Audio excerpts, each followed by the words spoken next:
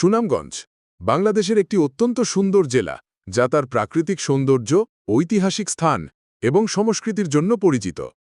Video শুরু করার আগে এই চ্যানেলে নতুন হলে সাবস্ক্রাইব করে বেল বাজিয়ে দেন, না হলে ইন্টারেস্টিং ভিডিও মিস করে ফেলবেন। টাঙ্গুয়ার হাওর।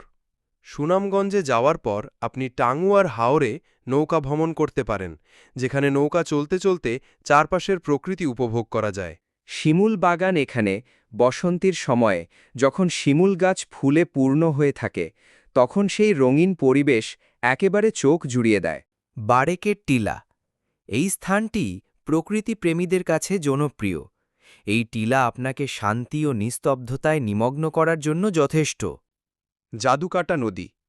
এটি হল প্রকৃতির এক জাদুকরী স্পর্শ, যেখানে পাহাড়, পানি আর মানুষের সহজ জীবনধারা একত্রে মিশে গেছে। লাকমাছড়া।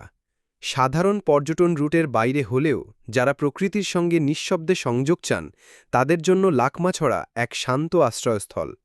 ভিডিওটি কেমন লাগলো কমেন্ট করতে ভুলবেন না।